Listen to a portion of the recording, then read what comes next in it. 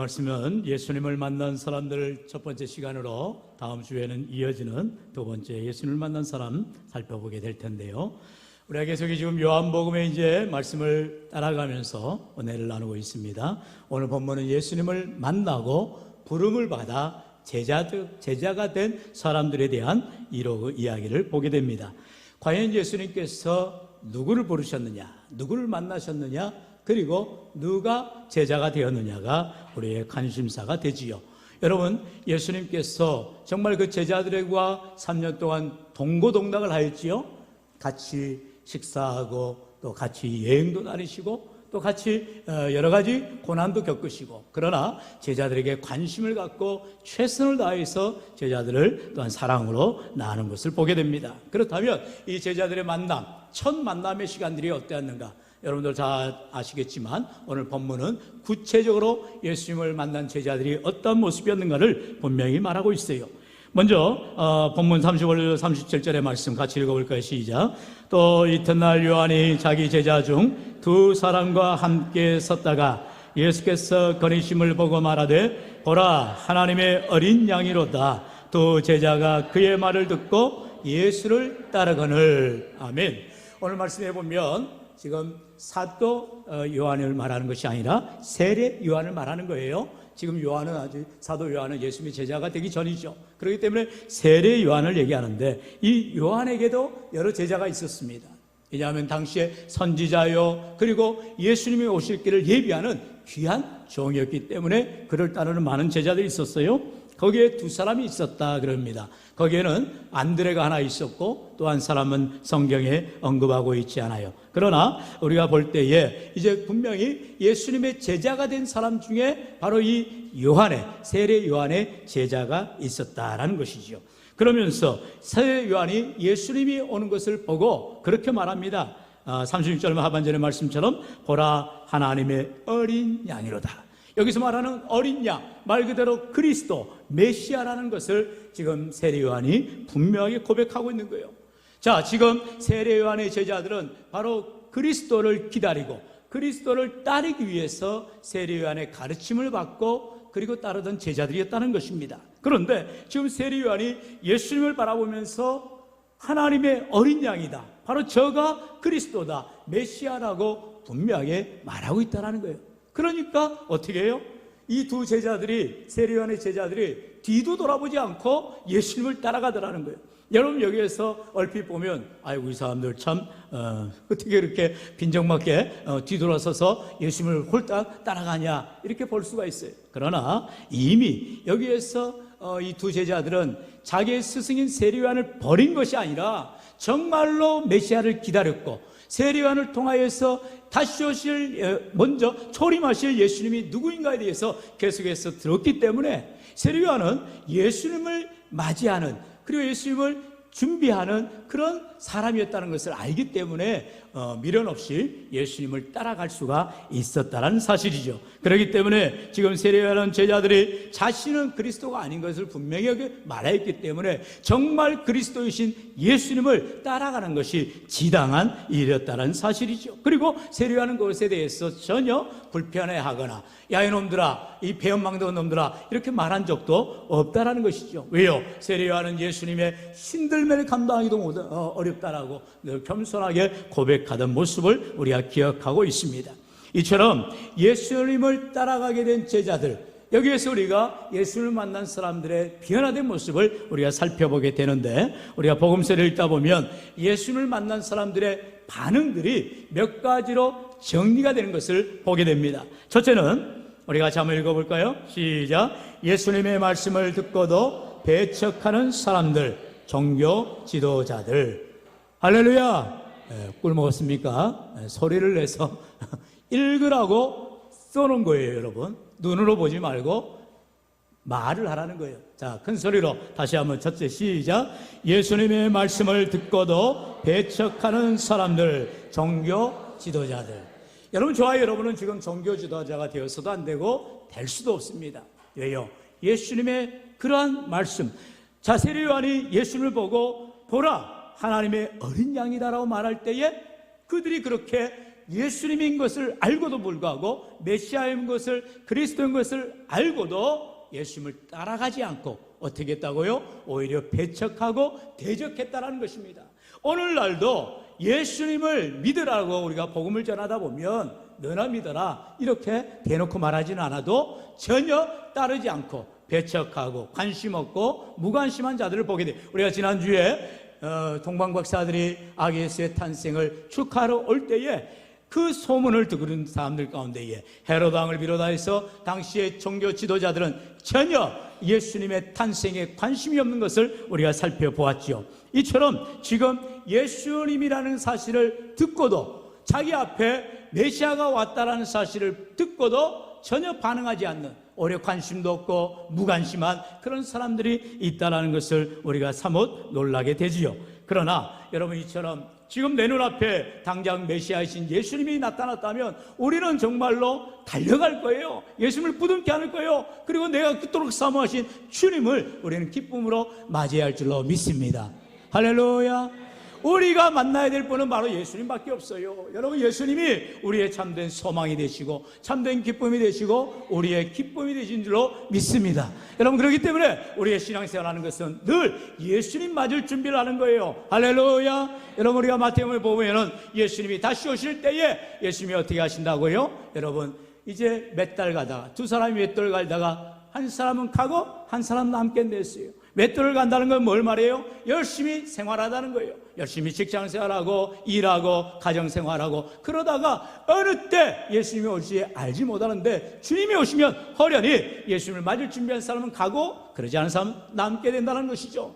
여러분, 슬기로운 다섯 처녀 어떻게 합니까? 예수님이, 신랑 되신 예수님이 밤중에 오실 때에 그들은 깨어 있었다는 거예요. 기름을 등불을 준비하고 기다리고 있었다는 거예요. 그럴 때에 신랑을 맞이하러 나가게 되지만, 그리고 어리석은 처녀들은 어떻게 합니까? 졸다가 차다가 오늘도 예배를 대충 드리는 분들이 한 명도 없는데, 여러분, 주일날 그냥 몸만 왔다 갔다 하는 사람들이 있어요. 신앙생활을 그냥 등한히 하는 사람들이 있어요. 절대로 안 되는 것입니다. 여러분, 우리는요 정말 간절한 마음으로 아침에도 우리가 미스바에서 모여서 간절히 하나님을 부르짖고 기도하여 하나님 앞에 간구할 때에 하나님이 그 기도를 들으시고 이스라엘을 구원하셨던 것처럼 오늘도 에베네셀 하나님을 만나기를 사모하고 믿음으로 간구할 때 하나님께서 우리를 만나 주시는 줄로 믿습니다. 여러분, 항상 그래서 예수님을 만날 준비, 예수님을 만날 준비를 해야 한다는 거예요. 그런데 지금 당시에 유대 종교 지도자들은 전혀 관심이 없었고 오히려 예수님을 배척하고 그들을 따르지도 아니하고 대적하는 자들이었음을 보게 됩니다. 오늘날도 똑같은 현상들이 나타나는 것을 보지요. 두 번째, 예수님을 만난 사람 가운데 두 번째 반응은 어떠한가요? 같이요, 시작. 예수님의 말씀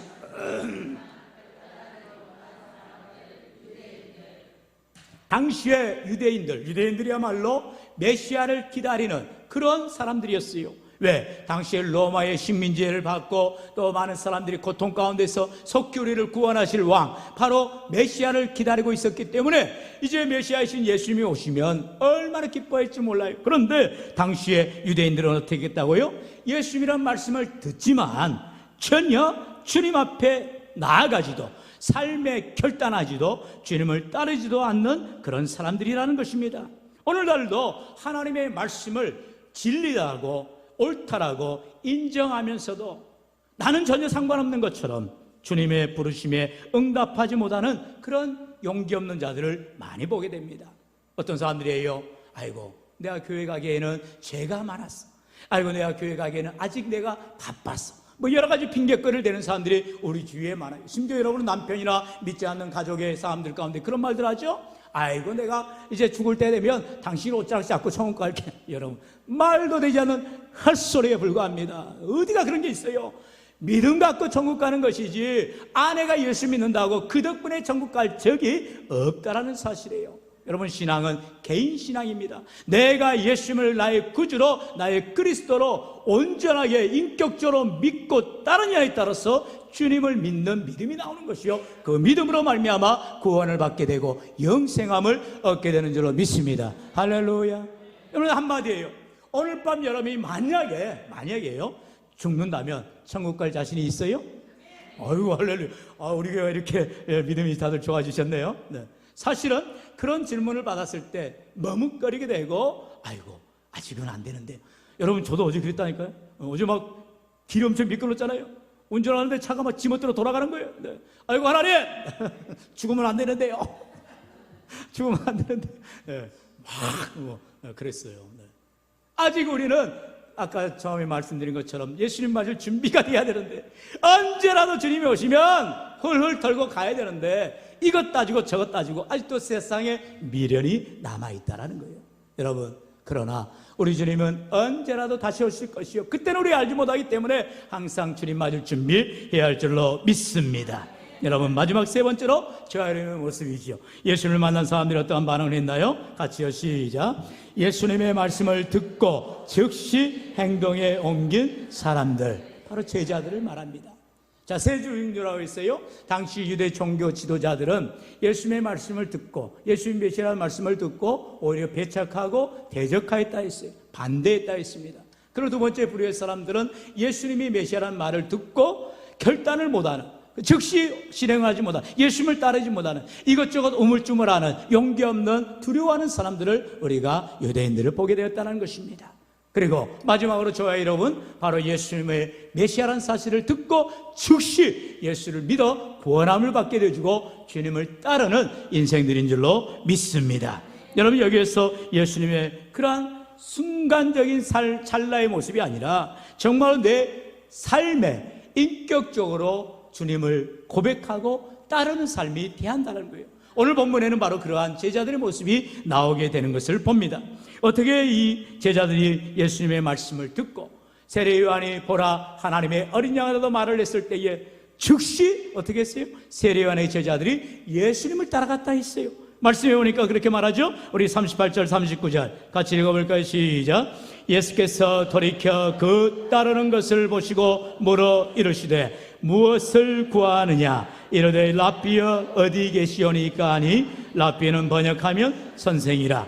예수께서 이르시되 와서 보라. 그러므로 그들이 가서 계신 데를 보고 그날 함께 거하니 때가 10시쯤 되었더라. 아멘. 구체적으로 제자들과 예수님과의 대화를 나누고 있는 것을 봅니다. 먼저 제자들이 말하죠. 예수님께서 너희들이 무엇을 구하느냐? 그러니까 왜 나를 따라오려고 하느냐? 무엇을 바라고 따라오려 하느냐? 예수님 물으셔요. 그러자 제자가 뭐라 대답했다고요? 랍비여 어디 계시오니까. 여러분, 이 말씀을 그대로 받아들이기엔 좀 우리가 어려운 구절이죠. 사실 이 질문을 쉽게 설명하면 선생님께서 계시는 곳이 어디입니까? 라는 말이죠. 왜? 예, 선생님이 계신 곳에 우리가 가겠습니다. 밤새도록 선생님과 대화도 나누고 메시아이신 예수님을 제가 믿고 싶습니다. 그러니 선생님 어디 계시나요? 어디 거주하시나요? 묻는 말인 거죠. 그러자 예수님이 뭐라 대답했다고요? 와서 보라. 내가 거하는 곳에 와보라. 이렇게 주님이 초청하는 것을 보지요. 그럴 때 그들의 반응이 놀랍죠. 바로 39절 하반절의 말씀처럼 그들이 가서 계신 데를 보고 그날 함께 거했다. 그날로 예수님을 따라갔다는 거예요. 뒤도 돌아보지 않고 예수님의 제자가 되었다는 것입니다. 할렐루야. 이게 바로 믿음인 거예요. 마치 예수님께서 표현하시지요. 쟁기를 잡고 뒤를 돌아보는 자는 나를 따를 수 없다고 주님이 말씀하시면서 뭐 밭에 농사를 지으러 가야 된다. 자식들 결혼시키고 와야겠다. 뭐 이것저것 핑계대는 사람들이 얼마나 많냐라는 거예요. 언제나 주님이 메시아라는 사실을 분명히 기억한다면, 분명히 믿음으로 바라본다면 즉시 우리는 주님을 따르는 삶, 주님 앞에 고백하는 믿음의 삶이 되어야 할 줄로 믿습니다. 여러분, 우리가 교회에 나오는 것이 바로 거기에 있는 거예요. 여러분, 교회에 나오는 목적이 뭐예요? 다른 거 없어요. 예수 믿고 우리가 구원받고 하나님의 자녀된 권세를 얻어서 영생 복나 누리는 복된 인생이 되기 위해서입니다. 할렐루야. 할렐루야. 예수 믿는 이유가 뭐냐는 거예요. 오늘 내가 왜 이 시간에 예배당에 와서 예배 드리고 있냐는 거예요. 종교행위가 아니에요. 지금 이 시간도 예수님이 나의 주가 되시고 나의 그리스도 되심을 내 믿음으로 고백하며 이 시간 내가 마음 다해 힘 다해 뜻 다하여 하나님 앞에 찬양하고 영광 드리는 것, 하나님이 기뻐 받으시는 거예요. 할렐루야. 그게 신앙생활인 것입니다. 신앙생활은 그래서 항상 말씀드려요. 어제까지의 믿음 생활이 아니라 현재 진행형, 지금 내가 하나님을 어떻게 믿고 신뢰하고 따라가느냐를 우리 하나님이 지켜보고 계신다는 사실을 꼭 기억하시기를 바랍니다. 여러분, 예수님께서 38절에서 무엇을 구하느냐? 이미 이 두 제자들이 메시아신 예수님을 만나면 내 모든 것을 내려놓고 따르겠습니다라는 사실을 예수님이 간파하고 계신 거예요. 그러면서 예수님을 따르기를 원하는 그 마음 가운데 있음을 기억하고 계신 거죠. 그런데 문제는 무엇입니까? 이제 이러한 놀라운 변화된 모습을 이제 자신들만 예수님을 따르지 않겠다라는 거죠. 그게 당연한 거 아니겠어요? 정말 이분이 예수님인데 예수님을 나만 믿고 나만 구원받고 나만 천국 가겠다 생각하는 사람이 어디가 있겠어요? 그래서 이제 안드레가 놀라운 변화를 하죠. 바로 이어지는 40절로 42절의 말씀 우리 같이 읽어볼까요? 시작. 요한의 말을 듣고 예수를 따르는 두 사람 중에 하나는 시몬 베드로의 형제 안드레라.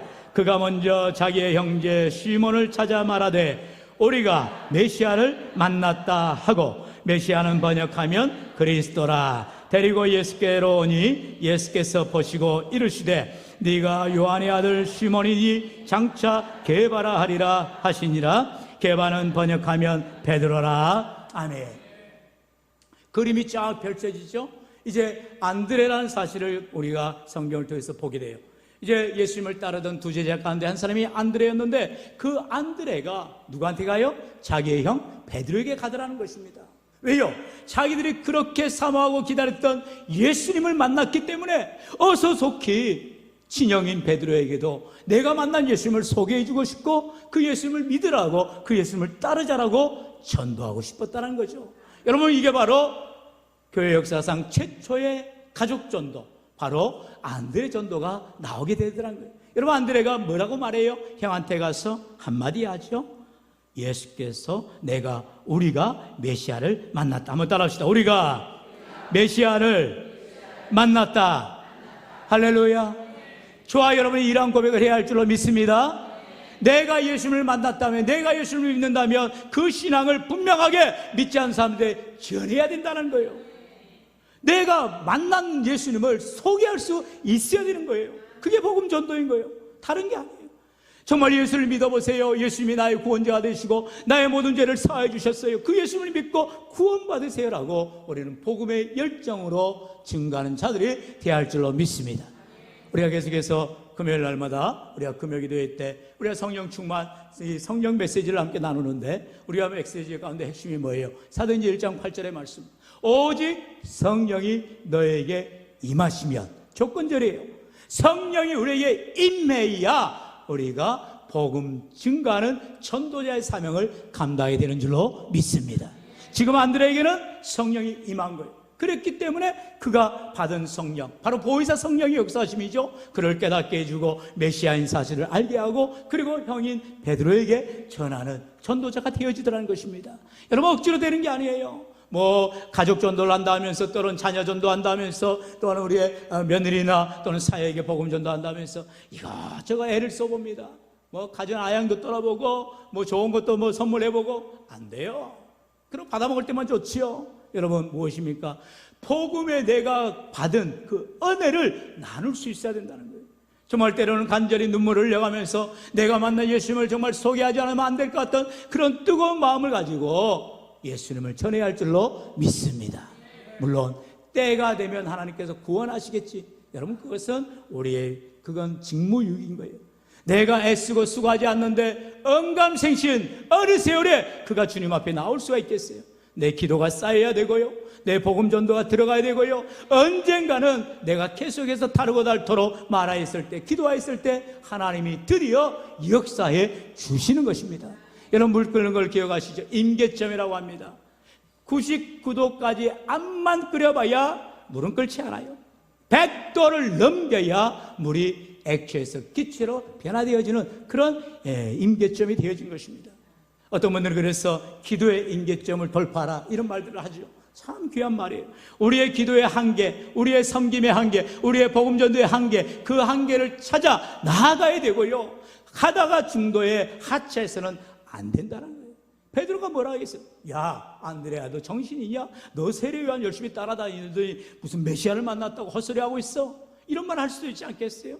그러나 안드레는 자기가 만난 예수님이 메시아라는 사실을, 우리가 간절히 사모하고 기대했던 주님이라는 사실을 그가 깨달았을 때에 어떤 소리가 듣든 어떤 반응이 나오든 개의치 않고 형에게 복음을 전도할 수가 있었다는 사실이죠. 그래서 우리 41절에 보면은요, 그가 먼저 자기의 형제 시몬을 찾아 말하되 우리가 메시아를 만났다. 간단해요. 우리가 복음을 전할 때 때론 내가 저 사람을 설득해야 되겠지, 내가 어떤 이론을 가지고 복음의 말씀들을 다 달달달 암송해서 전해야 되겠지, 아니라요. 우리가 메시아를 만났다, 단 세 마디가 복음 전도가 되더라는 거예요. 내가 만난 예수님을 소개하면 되는 거예요. 내가 만난 주님을 소개하기만 하면 되는 거예요. 그럴 때에 하나님께서 성령의 역사로 그들을 감동시키고 변화시켜 주시는 줄로 믿습니다. 여러분, 그러므로 오늘도 우리의 삶은 늘 제가 말씀하죠, 종교생활은 스테이예요. 수동기합니다. 내가 애를 써야 돼요. 1단, 2단, 3단 계속 기하 연습을 해야 됩니다. 그러나 성령을 받아들이는 신앙생활하는 우리의 삶은 오토매틱이에요. 하나님께서 나에게 전하는 말을 전해주게 하시고 만날 사람을 만나게 하시고 은혜 가운데에 믿음의 생활할 때에 하나님께서 역사하여 주시는 줄로 믿습니다. 그래서 42절에 안드레는 결국 그 형 베드로를 데리고 나옵니다. 그러자 예수님께서 놀라운 말을 하죠. 그 형 베드로에게 이렇게 말을 하는 거예요. 우리 42절 같이 다시 한번 읽어볼까요? 42절 시작. 데리고 예수께로 오니 예수께서 보시고 이르시되 네가 요한의 아들 시몬이니 장차 게바라 하리라 하시니라. 게바는 번역하면 베드로라. 아멘. 지금 베드로는 전혀 예수님을 만난 적도 없고 복음을 들은 적도 없어요. 동생 안드레에게 우리가 메시아를 만났다는 소리를 듣고 엉겹결에 자기 동생을 손잡고 예수님 앞에 나온 것밖에 없어요. 그런데 예수님은 그 베드로를 보고 놀라운 선언을 하는 거죠. 너가 요한의 아들 시몬이다. 여러분, 그게 이제 요한복음 1장에 가면 그렇게 말하죠. 바요나 시몬아.